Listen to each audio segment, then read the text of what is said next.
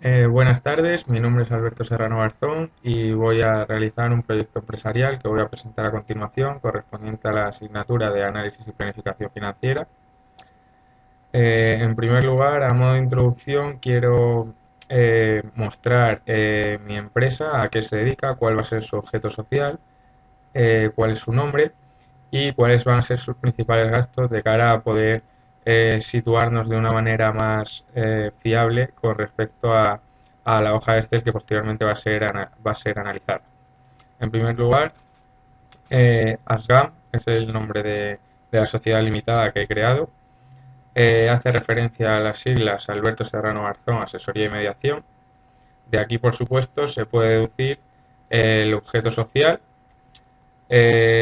Por tanto, se va a tratar de una empresa, una sociedad limitada unipersonal, que se va a dedicar a las actividades de asesoría de seguros por un lado, perdón, de asesoría jurídica por un lado y de mediación del seguro por el otro. Principalmente son sus dos únicas ocupaciones. El hecho de constituirme como una sociedad limitada es porque unipersonal, es porque voy a ser el único socio. Además voy a aportar el capital social mínimo, que son 3.000 euros, distribuidas en, en acciones de un valor nominal, en 30 acciones de un valor nominal de 100 euros cada una, y sobre las cuales tengo yo la propiedad de todas ellas. Entonces, básicamente tendré una oficina con su mobiliario, con sus ordenadores para el uso diario, la oficina en régimen de alquiler, de arrendamiento, y además voy a tener contratadas a 3 personas más. Yo soy el presidente de, yo soy el presidente de la sociedad, la cual voy a tener además dos subordinados. Uno se dedicará a la parte de asesoría jurídica y otro a la parte de mediación. ¿Qué más? Además, voy a tener un becario contratado durante 5 horas diarias, los 5 días de la semana, que se va a dedicar a una labor de ayuda y apoyo a tanto a los responsables de cada área como a mí en particular. Hay que tener en cuenta que al ser una empresa de servicios, los principales gastos provienen del salario, del gasto de personal, con lo cual es una partida que tiene el mayor peso en cuanto a los gastos y por eso me parece reseñable destacar el número de empleados contratados de cara a hacernos una idea del Excel que voy a pasar a explicar a continuación. En primer lugar, voy a pasar ya al Excel directamente. Lo tenemos aquí y voy a comenzar hablando de la pestaña Vinculación Balances Esbozo. Esta pestaña, que además era la que nos servía de base para hacer la primera simulación, ha sido modificada con el transcurso del curso, puesto que ha habido cosas nuevas que ha habido que introducir y que para que cuadraran completamente, disculpe por esto, vale, para que no volviese a mostrar problemas y se adecuase a algo coherente, a un proyecto coherente, se han modificado algunos datos. Pero bueno, en definitiva, lo que nos muestra esta pestaña son 5 años de balance y cuenta de resultados eh, que podemos ver aquí perfectamente. Aquí vemos desde el año T0, señalado aquí, hasta el año T5, que son los años que va a durar nuestro proyecto. Vamos a analizar ahora, en primer lugar, el balance. Se compone de un activo no corriente, digamos, que estarían en estas celdas azul oscuro, unas celdas en azul turquesa que sería el activo circulante, y luego en marrón el patrimonio neto, en rojo las deudas a largo plazo o el pasivo a largo plazo y al pasivo a corto en color amarillo-naranja. Entonces lo que podemos ver es que se ha constituido el capital social 3.000 euros. Eso para empezar, que es una cosa que ya teníamos clara, que ya había mencionado. Y luego, dos cosas. Tres cosas, mejor dicho, del activo no circulante. En primer lugar, inmovilizado inmaterial, una partida muy pequeña, porque digamos que en una empresa de servicios no necesita mucho de este tipo de activo intangible. Inmovilizado material es la parte más importante de esta parte del activo. Por último, el inmovilizado financiero correspondiente a diferentes préstamos que realizamos con bancos.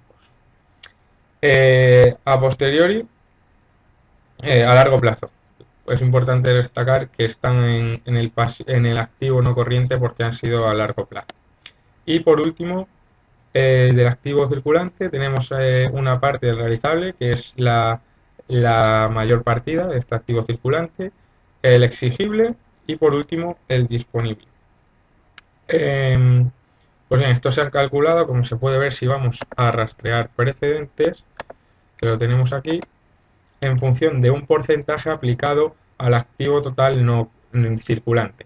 ¿Vale? Un 55% correspondería al realizable, un 30% al exigible y un 15% al disponible.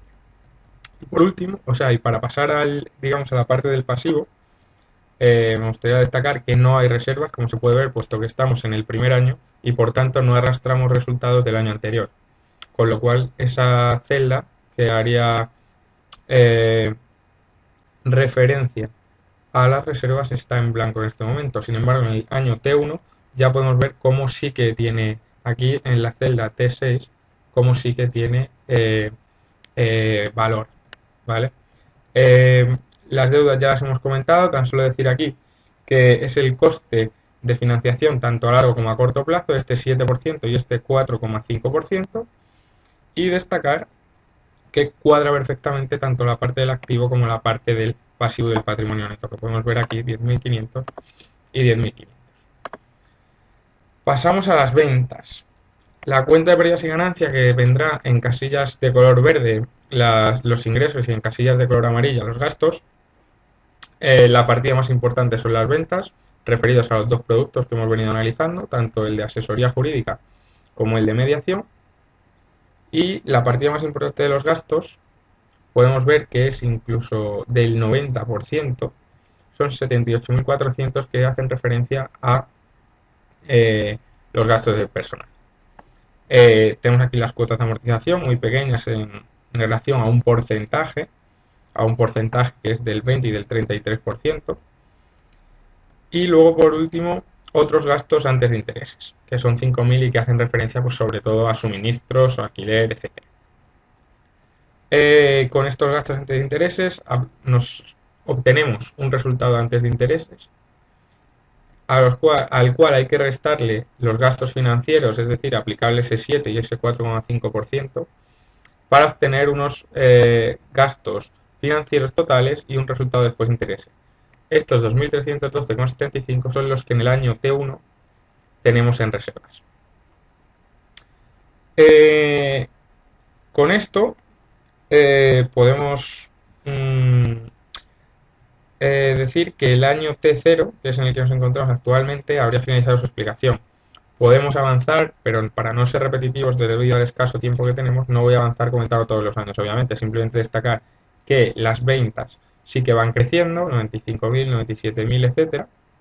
Y sí que me gustaría, antes de dejar esta pestaña, señalar dos cosas. En cuanto a la rentabilidad económica, al endeudamiento a largo plazo y el endeudamiento. ¿Vale?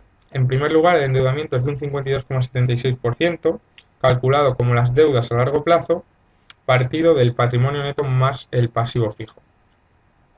Y por último, el endeudamiento total hace referencia al porcentaje de deudas más exigibles con respecto al total, es decir, las deudas a corto plazo, las deudas más exigibles, partido por el patrimonio neto y el pasivo total. Como podemos ver, es una partida bastante importante porque hace referencia a un 71,43%. Y luego, la rentabilidad económica es de un 26,04%. Esto se puede ver perfectamente en este gráfico que he realizado aquí, aquí desde B27 hasta G28, de la rentabilidad económica de los 5 años, empezando en T0. Podemos ver cómo van creciendo, aunque al principio el crecimiento no es muy, digamos, muy paulatino. Posteriormente se dispara hasta llegar a un 44,85%, es decir, prácticamente adquiriendo el 100% obtenido el año cero. pero antes de, o sea, pero para poder analizar con ciertos criterios de franqueza eh, esta rentabilidad económica, hay que decir que se entiende como la rentabilidad antes de intereses, es decir, estos 2.734 por el total del activo, estos 10.000. Y así, con esto, podríamos decir que queda explicada esta primera pestaña, vinculación, balance esbozo. Sin embargo, antes de pasar al tema de las ventas, que es una parte que nos va a ocupar la mayor parte de la exposición o del vídeo, me gustaría pasar por dos pestañas, primeramente. Una que es azul oscuro casi negro, simplemente por resaltar que a mayor endeudamiento, mayor rentabilidad del activo. Aquí se puede ver como a mayor endeudamiento, un 80% mayor rentabilidad del activo. Simplemente comentar eso. Y luego, por último, para finalizar y cerrar esta primera parte, me gustaría ver esta pestaña por la cual hemos pasado en clase y que se ha explicado, que viene a decir que para un endeudamiento es la relación entre el endeudamiento y el ratio de apalancamiento. Entonces, para un porcentaje de endeudamiento definido, tenemos un ratio de apalancamiento también definido. Es de un 50% a un 33% o a un 50%. Por ejemplo, nosotros tenemos un endeudamiento del 71,43, lo que si vamos a la pestaña donde aparece, pues se acercaría al 1,5% de ratio de apalancamiento. Sin embargo, estos son solo unos valores, unos modelos, ¿vale? No lo podemos tomar como algo exacto, puesto que aquí no tenemos o no disponemos de los datos suficientes de endeudamiento. Vamos a pasar ahora a la parte de las ventas. Vamos a ir primero al eje de las ventas previstas. Vamos a ver, aquí está. Pues bien, esta pestaña hemos pasado muchas veces por ella durante la clase, durante las explicaciones teóricas, y se trata de analizar las ventas no en esta pestaña, sino en general desde tres posibilidades. Una, ventas previstas; otra, ventas estimadas; y por último, ventas requeridas. Entonces, en este caso, en ventas previstas, bueno, antes de eso me gustaría señalar que hay que trasladar la inflación, que es otra de las cosas que se ha visto en clase porque no da tiempo a explicar con detenimiento en ninguna pestaña. Hay que trasladarla siempre para que no afecte a los datos y a la coherencia del ejercicio. Entonces, en primer lugar, en esta celda tenemos unos antecedentes de ventas. Se pueden ver aquí en la columna C las ventas en unidades físicas del producto A, que en este caso sería mediación, y aquí las ventas del producto B, que sería asesoría jurídica, los 5 años. Aquí aparecen unos precios, ¿vale? Y por último aquí ventas en unidades monetarias, tanto del año A como del año B. Si recordamos, en la pestaña vinculación balance esbozo teníamos unas ventas 86.500 que aparecen aquí perfectamente definidas y que coincide con el dato que teníamos anteriormente. También tenemos una distribución trimestral de los últimos 2 años, que para comprobar, por ejemplo, pues este segundo año tendría el producto A 26 de ventas totales, como está aquí. Sin embargo, aquí lo que hemos hecho ha sido distribuirlo por trimestres. Pues bien, para las ventas previstas se utilizan tres métodos, aunque hay que tener en cuenta que el importante es el método de los mínimos cuadrados, porque va a ser utilizado en los otros dos con pequeños matices. Por lo tanto, es importante explicar bien este primer método. Pues bien, tenemos aquí, digamos, 1, 2, 3, 6 columnas. Primero, sobre todas ellas se ha calculado el total y sobre alguna de ellas la media. Entonces, en primer lugar, los 5 años, las ventas para el producto A, que estamos hablando en este lugar, T menos la media de T, que está aquí, en la casilla, en la celda O38, V menos la media de las ventas menos la media de las ventas, y luego T menos la media de T por V menos la media de V, y por último, T menos la media de T al cuadrado. ¿Vale? El total de la diferencia de tiempos al cuadrado, con sus respectivos totales, como hemos dicho, y sus medias. Una vez que hemos elaborado esta tabla, vamos a definir las ventas previstas para este producto a través de una función lineal del tipo ventas igual a más b por t. En primer lugar, para calcular b, se define como el cociente, y si vamos a rastrear precedentes lo vemos con mucha más evidencia, como el cociente entre el total de las diferencias entre las medias de t menos las medias de v y el total de la diferencia de tiempos al cuadrado. Nos quedaría menos 1,30. Esto es importante porque al ser negativo y ser la parte el segundo sumando, nos indica que el año de mayor venta va a ser el año 1, debido a la A. La A entendida como la media de las ventas menos B por la media de los tiempos. En este caso es 23,70, la podemos ver aquí, perfectamente coincide porque en el año 0 T es 0, con lo cual anularía la segunda parte, y a partir de ahí van decreciendo por eso de que la B era negativa. Y podemos ver 22,40, 21,10, 19,80, etc. Más abajo tenemos una distribución estacional, digamos, más por trimestres, en la cual no vamos a entrar a detallar, y por último aquí el producto B, pero que es exactamente igual, mayor número de ventas en el año A, y a partir de ahí van decreciendo. En el año 1, perdón. Vamos a pasar ahora al segundo de los métodos, que es el total anual móvil. Lo podemos ver aquí. Vale. Esto es una distribución dependiente que se ha elaborado a través de proyectos y teniendo en cuenta el método de los mínimos cuadrados. Por tanto, estamos ante una distribución trimestral, pero que va a dar lugar a la aplicación del método de los mínimos cuadrados, como podemos ver aquí. Es exactamente igual. Ventas, t menos la media de t, etc. Y posteriormente hay que tener en cuenta que en este caso la B también es negativo para este producto A, y A va a ser por tanto el periodo con mayor número de ventas. Es una tontería volver hacia atrás, hacia abajo, porque digamos que va a ser el mismo procedimiento, lo único que para un producto diferente. Por último, el tercer método es el de la media móvil.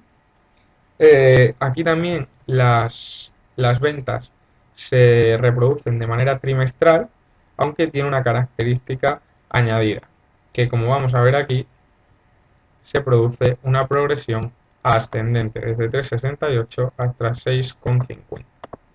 Digamos que para obtener estas ventas o esta V también se ha utilizado el método de los mínimos cuadrados. Y aquí, aunque vemos que el gráfico muestra una clara tendencia descendiente, hay que tener en cuenta que está tomado de manera inversa, es decir, el año 0 no correspondería al 0, sino al 5. Y es lo que provoca que la recta sea descendente. Pero como podemos ver aquí, desde el T30 hasta T6, aparece en AK86, la distribución es ascendente. Pues bien, una vez que tenemos los tres métodos, hay que utilizar cuál es el más fiable, cuál es la más acertada, y para ello elaboramos este cuadro de aquí. Bien, en este cuadro aparecen todas las estimaciones desde el año 2015 hasta el año 2020, en unidades físicas y en unidades monetarias. Nosotros para trabajar vamos a coger las unidades monetarias porque creemos que es lo que vamos a utilizar en el balance. En el balance, hemos utilizado en la pestaña vinculación, balance esbozo, etc. Entonces, aparecen aquí mínimos cuadrados, la progresión de ventas para los 5 años, total anual móvil en la columna AZ y en la columna BA la media móvil. ¿Qué se hace? Pues para cada año se coge una estimación pesimista y una estimación optimista.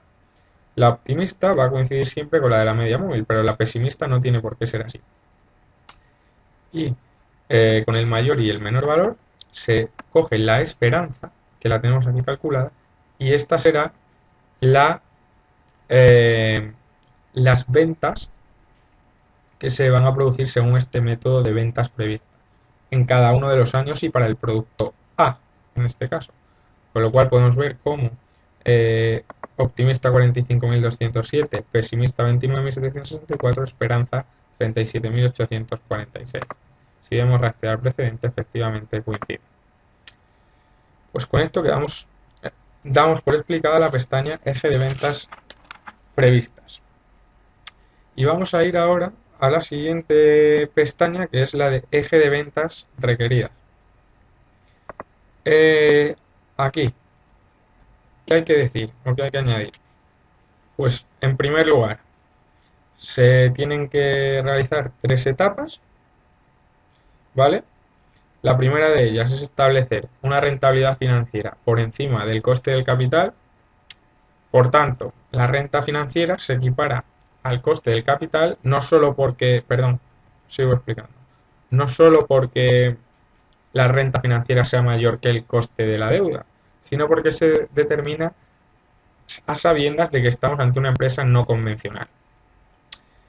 Y al ser una renta no convencional, o sea, una empresa no convencional, la renta financiera se determina para intentar maximizar el valor de la empresa. En segundo lugar, se calcula el peso de la retribución del empresario. Esto se ha realizado en la pestaña Vinculación Balance Esbozo, refiriéndonos desde un inicio a que el gasto del personal era una partida muy importante para los gastos totales.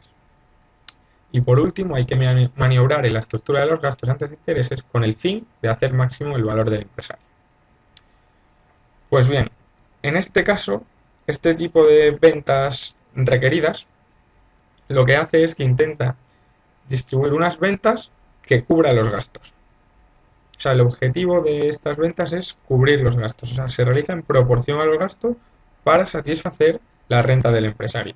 Hay que recordar que estamos en una empresa no convencional, sobre todo en este primer ejemplo, donde hay un socio que aporta capital que quiere obtener una rentabilidad. Sin embargo, vamos con la primera de las tablas. Podemos ver el peso de la renta de trabajo personal de los socios en las ventas. ¿Cuánto es? Pues es un 35%, que en este caso no va a cambiar durante los 5 primeros años. Lo que sí va a cambiar son las ventas requeridas, porque cambian las necesidades y por tanto va creciendo. ¿De dónde viene este primer dato? Vamos a la acción rastrear precedentes y vemos que viene del peso de la renta y de las rentas de trabajo requeridas globales. Pero no me quiero quedar ahí, quiero ir también al de dónde vienen estas rentas de trabajo requeridas globales. Lo va a rastrear y podemos ver de un planteamiento alternativo y de un abanico de rentas de trabajo. Y si seguimos andando más allá, vemos que el plan alternativo viene de aplicar un salario estimado con una tasa de crecimiento al 5% por un coeficiente del 0,8. Entonces podemos ver cómo todas digamos, los grupos de tablas están perfectamente cohesionados y correlacionados. ¿Qué hay que destacar aquí, por ejemplo? Pues en primer lugar, que las ventas requeridas en una empresa mercantil en la que es obligatorio inscribirse en el registro son menores en comparación con las requeridas para la empresa no capitalista no convencional, y sobre todo que el peso de la renta de trabajo personal de los socios en las ventas es mucho mayor en consecuencia de la reducción de las ventas. Hay que tener en cuenta que, como se puede ver aquí, a pesar de que la empresa no convencional los porcentajes no se han movido, sí que son cambiables de un año para otro.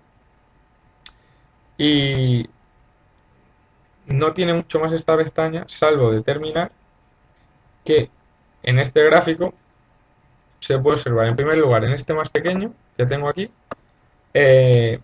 vemos cómo las ventas van creciendo desde 300.000 hasta más de 1.000.000, que esto sería correspondiente a la empresa no convencional, y luego aquí podemos ver cómo, a pesar de que se cruzan el planteamiento alternativo con la renta de trabajo requerido, el crecimiento es mucho más acelerado en el planteamiento alternativo.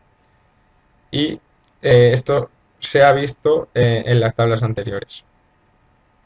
En principio de esta pestaña no queda nada más por destacar y simplemente vamos a pasar al eje de ventas estimadas requeridas.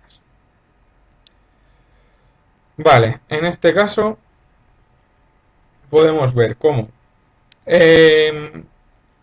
prácticamente para finalizar con las ventas, digamos, vemos como en el 2015 se disponía de unas ventas de 86.500 que no han cambiado, pero en relación o teniendo en cuenta esta estimación, no están en congruencia con la estimación que hemos utilizado para la vinculación balance-esbozo, para documentos contables, etcétera. Las otras se establecían en un régimen de ventas estimadas certeza y en este caso estamos en ventas estimadas requeridas. Sin embargo, el crecimiento lineal es diferente y vamos a ver de dónde sale la progresión lineal o una ecuación que supone un crecimiento lineal, de dónde salen estos datos. En primer lugar, la B, hay que tener en cuenta que podemos usar rastrear precedentes y vamos a explicarlo. La B proviene de las ventas del último año, es decir, 100.000, menos las ventas del año 0, 2015, todo ello dividido por la diferencia entre digamos, por los años que han pasado, es decir, de 2019 a 2015 entre 4, y nos daría 3.375 como valor de la B. Y como valor de A sería C3, que serían las ventas estimadas para el año 2015, menos B, que la hemos calculado aquí, por T, que es el número de años. Y luego aquí vemos cómo se ha establecido las ventas. El producto A, que decíamos que tenía menos peso, y que lo podemos ver aquí con bastante claridad, hay digamos unos 12.000 euros de diferencia, 11.500 aproximadamente. Vemos que es 37.000 frente a casi 50.000 para la asesoría jurídica frente a la mediación. Y aquí luego, sin incluir los gastos, aparecen los 5.000 estos, que si recordamos son los otros gastos antes de intereses que hemos visto en la pestaña vinculación balance esbozo y que perfectamente cuadran. El alquiler es la partida más importante y suministros pues prácticamente hacen los 1.000 euros restantes concretamente. Y luego por último, para explicar el gráfico, decir que aquí vemos cómo se estiman las ventas hasta la cuota de mercado a la que se aspira. Y como vemos, la serie, digamos que lleva un claro trazo ascendente y además muy progresivo, prácticamente doblándose al 100% cada año. Pues bien, con esto vamos a pasar ya al eje de ventas estimadas estadística. Es una pestaña un poco más complicada, digamos que por el pues como podemos ver aquí, tiene una extensión bastante amplia. Aquí, bueno, aquí digamos que todavía no lo hemos visto, pero igual con el 25% podemos ver cómo es una pestaña bastante larga, que sin embargo son estimaciones de los dos productos para todos los años. Si volvemos a un zoom más cercano para poder apreciar con mayor claridad, podemos decir que tenemos en primer lugar para todos los años, eso por supuesto, desde el año 2015 hasta el año 2019, los 5 años del proyecto, y que tenemos a la izquierda el producto B y a la derecha el producto A. ¿Qué hay que hacer en primer lugar? Bueno, en primer lugar determinar la T-Student, porque es un método que se utiliza con la T-Student. Como aquí tenemos 10 unidades, vamos a buscar en la T-Student, a ver si está en este lado. Aquí está 9 grados de libertad. Aquí aparece destacado en amarillo que hace referencia al 1,8331, es decir, 9 grados de libertad. Volvemos a la pestaña anterior que está aquí y continuamos con la explicación. El método es establecer una tasa de crecimiento estimada. En este caso la hemos establecido en 12 unidades físicas debido al alto coste que supone, o digamos al alto precio que supone los dos servicios que presta la empresa o los dos productos que tiene la empresa. Un crecimiento de 12 unidades físicas estimado puede suponer un crecimiento económico cercano a los 1.200 euros. Con lo cual, bueno, digamos que para empezar, serían a 12.000 euros, porque digamos que haciendo una media de lo que hemos visto en los anteriores ejes de ventas, podrían prácticamente llegar a un valor de 1.000 euros por cada servicio que se presta, por cada producto que se vende completo. Eh, entonces, se establece esta tasa de crecimiento, la misma en ambos productos. Se establece, digamos que aquí el método trataba de considerar las opiniones de 10 expertos y que iban a dar una serie de porcentajes sobre los cuales podía crecer la empresa. Desde una pesimista, una moda y una optimista. ¿Cómo se hacía esto? Pues con unidades físicas, ese es el crecimiento, aquí aparece. En esta columna G podemos ver el crecimiento en unidades físicas. En la columna I, el crecimiento en unidades físicas aplicado un porcentaje del 10% en referencia al teorema de Bayes. ¿Vale? Y posteriormente vamos a tener otras tres columnas más. Vamos a ir a datos, a fórmulas, para rastrear precedentes. ¿De dónde proviene esta? Pues proviene de la división. Es un cociente un poco complicado. La división entre 1 partido por las unidades físicas aplicado este porcentaje elevado al cuadrado. Nos da 0,51, que va a ser luego necesario para calcular digamos, las ventas estimadas estadísticas que se van a determinar. Y esta segunda columna, podemos ver aquí, proviene de la multiplicación entre la columna G de unidades físicas por la columna que acabamos de explicar anteriormente. Y para finalizar ya, la tercera columna implica la resta entre G52 a G40, perdón, que es las unidades físicas para el año 1, entre G52, que como podemos ver es la división entre L50 y K50, que no es más que las sumas de todos los productos anteriores o de todos los cocientes anteriores, pues el propio cociente entre ellas. Y, como decíamos antes, todo eso elevado al cuadrado. Y nos da el 0,35, que aquí suma un 2,42. ¿Qué más nos queda por explicar de esta pestaña? En primer lugar, el 0,21, incertidumbre sistemática, instrumental o de precisión relacionada con la exactitud, proveniente de el 0,46 elevado al cuadrado. Y por último, el 0,14, que hace referencia a la incertidumbre aleatoria o estadística que hemos calculado a través de la T-Student que decíamos anteriormente. ¿Qué implica esto? Pues implica que las ventas estimadas estadísticas provienen del cociente entre las dos columnas que hemos avanzado antes, en función de esos porcentajes pesimistas y optimistas que nos han dado 10, digamos, expertos en la materia. ¿Qué hay que hacer con estos 14,51? Pues arrastrarlos hacia el siguiente año de tal manera que esta será nuestra nueva tasa de crecimiento estimada. Es decir, estos 14,51 sustituirían al 12 en el año 1 con respecto al año 0, luego 17,55, etc.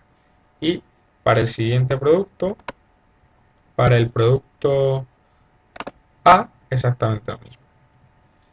La mecánica es exactamente igual, tan solo que variará en función de los porcentajes de crecimiento que nos hayan dado los expertos y que por tanto no permiten que la estimación de las ventas por este método estadístico sea igual para un producto que para otro, evidentemente.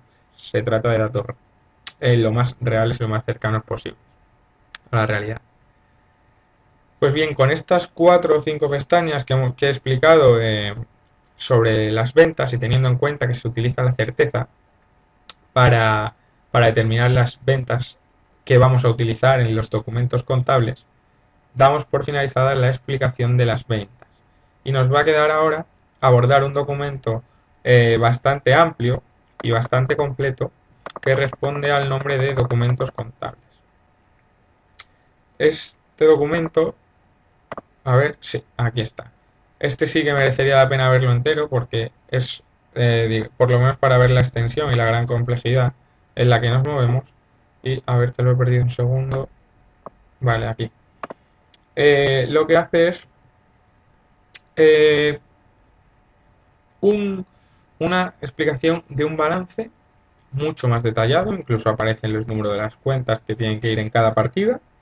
Tenemos resultado de pérdidas y ganancias, tenemos también columnas muy importantes referentes a ratios de todo tipo y por último un estado de origen y aplicación de fondos de cada ejercicio. Con lo cual digamos que estamos ante los documentos contables por excelencia, donde podemos extendernos bastante, la verdad. Pero como ya hemos visto el balance por encima, vamos a, digamos, hacer unas pequeñas acotaciones de dónde provienen esos datos. En primer lugar, el inmovilizado intangible de 200 en patentes. 1500 inmovilizado material, tenemos aquí 900 y 600, tanto el activo 1 como el activo 2 de instalaciones técnicas y otro inmovilizado material. Y el activo 3, perdón, y tenemos hasta ahí, nada más. Bueno, nada más, efectivamente. Eh, en segundo lugar, vamos a abordar el activo corriente, que hace referencia en primer lugar a las existencias comerciales, que esto era el exigible, proveedores, etcétera. En segundo lugar, los deudores comerciales y otras cuentas a cobrar, clientes por venta y prestaciones de servicio, estos son derechos de cobro realizados a clientes. Y por último, la tesorería, los 1.245 euros que quedaban en tesorería. En el patrimonio neto, como podemos ver, el primer año no hay reservas, casilla celda H30 y sí que hay capital H23, 3.000 euros y aquí podemos ver 30 acciones, valor nominal de 100, como decíamos al inicio de la presentación, a un coste de capital de 10,07, un coste de las reservas de 15,78%. Son datos que a pesar de que ahora parezca que no tienen importancia, en la pestaña de optimización sí que vamos a utilizar. El pasivo no corriente, ya hemos explicado, deudas a largo plazo, un coste de deudas del 9,07, como vemos menor que el coste del capital, por supuesto, y un coste de las deudas a corto de 3,08, referentes a deudas con entidades de crédito de 4.150 euros. ¿Qué más podemos ver aquí? Pues pasar sobre todo a ver los ratios, que es la parte que no hemos visto, que es la parte que más interesante puede resultar. En primer lugar, centrar que hay tres tipos de ratios: estáticos, dinámicos y mixtos. Dinámicos hacen referencia a la cuenta de pérdidas y ganancias, estáticos al balance y mixtos utilizan partidas de ambas cuentas. Entonces, voy a proceder a explicar tres ratios. En primer lugar, ratio de liquidez. Podemos verlo en la columna N52, que está, perdón, N32, aquí está, efectivamente. Activo circulante, partidas de deudas a corto plazo. Esto quiere decir, pues, si somos capaces de hacer frente a las deudas que tenemos, a las deudas más exigibles, con el activo más líquido, ¿vale? Esto es importante que sea mayor que 1, porque si no podríamos entrar en una situación cercana a la suspensión de pagos y como podemos ver en la celda O32 vemos que es de 1,28, con lo cual cumple perfectamente el requisito de ser mayor que 1, además demuestra un fondo de maniobra positivo, etcétera. En segundo lugar, voy a explicar el ratio de garantía, entendido como los bienes y derechos en comparación con las deudas del pasivo. Ha de ser mayor de 1 y un resultado contable menor que 1 podría implicar una quiebra contable, digamos. Si el ratio efectivamente es mayor que 1, implicaría un patrimonio neto positivo, por eso de que el activo es igual a la suma del pasivo más el patrimonio neto. Si esto es positivo, es necesario que el patrimonio neto sea positivo en el caso de que el pasivo no fuese tan grande. Y por último, tenemos el ratio de endeudamiento. Patrimonio, o sea, pasivo total partido del patrimonio neto. Lo tenemos en la celda, este sí, N52. Deudas a largo plazo, es decir, el peso de las deudas con respecto a los recursos propios.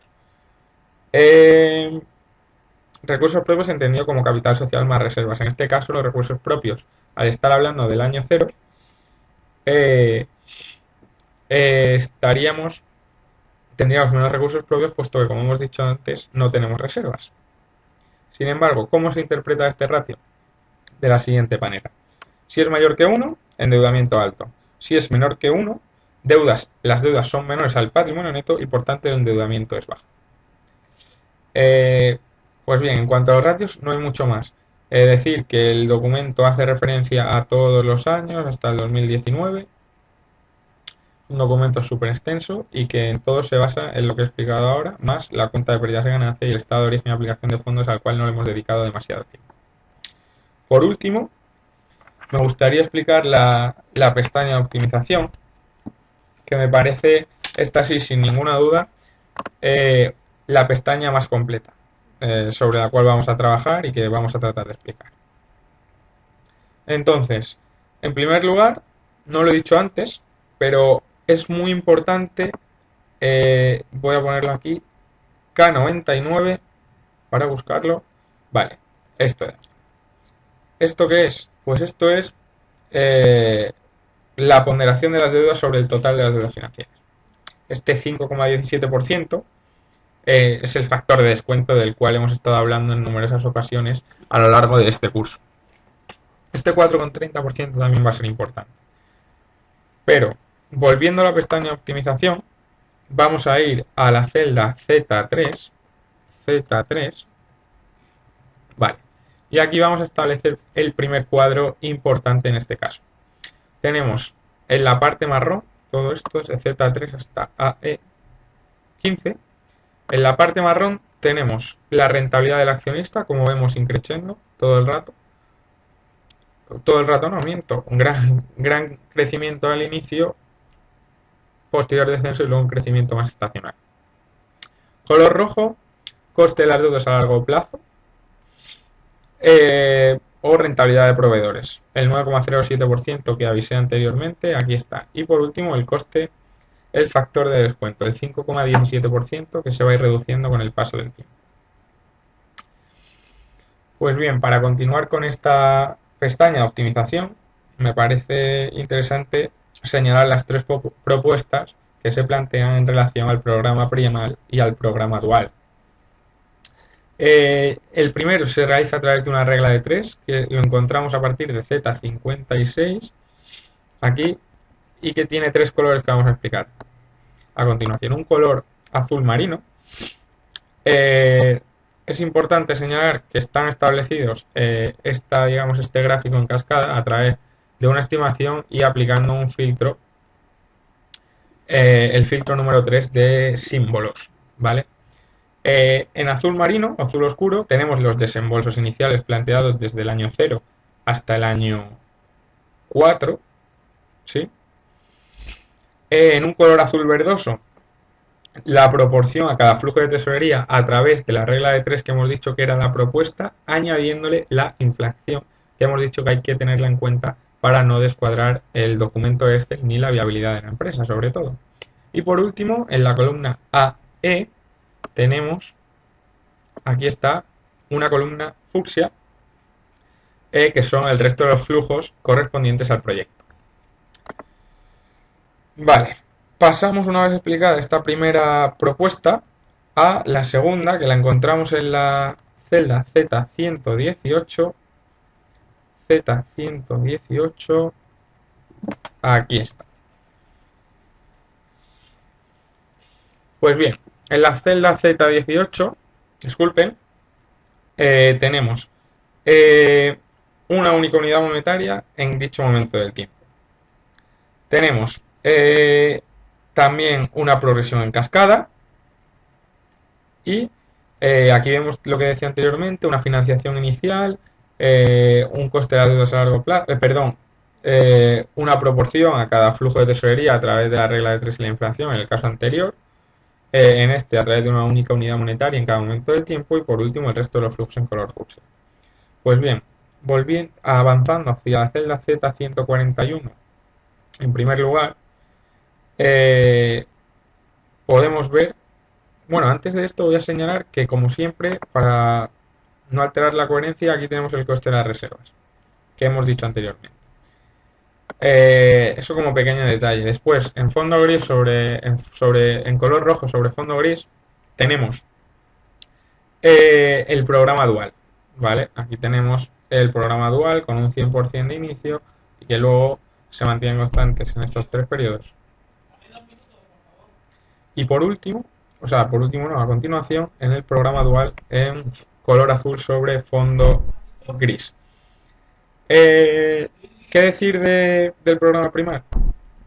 Que maximiza la utilidad de los proyectos de inversión con condiciones no negativas, como podemos ver aquí en ningún caso, y con restricciones presupuestarias que están introducidas. El programa dual tiene restricciones en el primer sumatorio. Recordemos que esto era lo que hacía referencia al programa dual, perdón. Y recordemos, primer sumatorio y en el segundo tantas restricciones como parámetros. Pues bueno, pasamos ahora a explicar en tercer lugar la tercera propuesta del programa dual que se encuentra desde Z148 aquí. Esta tercera propuesta, como vemos todos en cascada, donde aquí vemos que tan solo el desembolso se realiza en el año 4 al final. Pues bien, hay que tener en cuenta simplemente que el programa dual tiene factores de descuento, pero lo que queremos son tasas dentro de esos factores de descuento. Y por ejemplo, en la celda Z141 es un factor de descuento pero relacionado con otras tasas. ¿Vale? Y con esto básicamente hemos explicado las tres propuestas. Ahora me gustaría también señalar la celda B148 para finalizar con esta pestaña y sobre todo con el trabajo en general, que vemos una serie de datos referidos al momento cero y que está descontada la TIR. Se utiliza para obtener parámetros y varianzas. Relaciona la TIR con el conjunto de proyectos de inversión a niveles del óptimo del primal, teniendo en cuenta tanto los parámetros 1 y 2. Estamos hablando de esto, ¿vale? Teniendo en cuenta los parámetros 1 y 2. La relación está explicada por el coste de las reservas y el exceso de tesorería, que hemos visto anteriormente, el coste de las reservas, y el exceso de tesorería está generado porque sobra dinero al existir autofinanciación. En definitiva, la TIR de todos los proyectos de inversión es siempre mayor que cualquiera de las CAS y el programa dual, es importante destacar, que permite resolver problemas lineales con un número de restricciones mayor que el número de variables. Con esta explicación última, damos por finalizada la explicación de este proyecto empresarial. Me gustaría remitirme a la primera pestaña para que, si recordamos datos, vemos que coincide todo y que tiene coherencia. Pues bien, simplemente para finalizar, decir que esta es la explicación del Excel que hemos trabajado durante todo el curso, que creo que se han explicado el mayor número posible de pestañas, ciñéndose de una manera ajustada al tiempo que teníamos para realizar la actividad, que probablemente hayan quedado cosas sin ver por esa limitación temporal, pero que sin embargo creo que las cosas más interesantes y que sobre las que más se pueden hacer hincapié y que más pueden servir para una práctica futura han quedado explicadas. Y con ello creo que además se ha visto que queda constancia de que, a pesar de ser una simulación de un proyecto empresarial, la empresa cumple con todas las condiciones de eficiencia y rentabilidad y por lo tanto sería o podría llegar a ser una empresa viable en el mercado.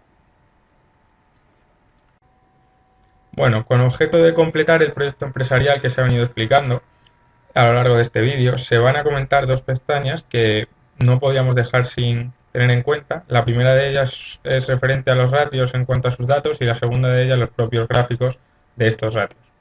Entonces, en esta primera pestaña se pueden ver las dos estructuras financieras claramente definidas, la primera de ellas con un 30% de recursos propios y un 70% de capital ajeno, y la segunda de ellas con un 40% de recursos propios y un 60% de capital ajeno. La primera estructura financiera está representada en estas dos columnas de color gris y de color blanco, y la segunda estructura financiera es la columna de la derecha que tenemos a partir de la columna Q hasta la columna W. Pues bien, decir que se ha seguido las indicaciones que se habían establecido por parte del profesor, de tal forma que la celda G25 de documentos contables, como se puede ver ahí, está vinculada a un valor, un número de acciones de 25 en la primera estructura financiera y de 100 en la segunda, como podemos ver en Q2. Por tanto, teniendo en cuenta un valor nominal de 120 para la primera estructura financiera y de 40 para la segunda, se puede ver cómo los recursos propios son de 3.000 euros en la primera estructura financiera y de 4.000 en la segunda, teniendo en cuenta los 10.000 que eran el activo total y la suma del patrimonio neto y el pasivo, hacen referencia a ese 30% y a ese 40% de recursos propios que estábamos comentando. Entonces, en primer lugar, ¿cómo se han obtenido estos datos?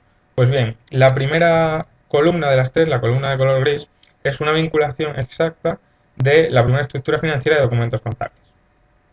La segunda, es decir, la columna central, es para poder ser representada gráficamente, era necesario pegar vínculos y pegar valores, con lo cual es lo que se ha hecho, mientras que la tercera, en la que tenemos a partir de la columna Q, lo que se ha hecho es cambiar los datos en documentos contables y pegar los valores para poder ser representada gráficamente.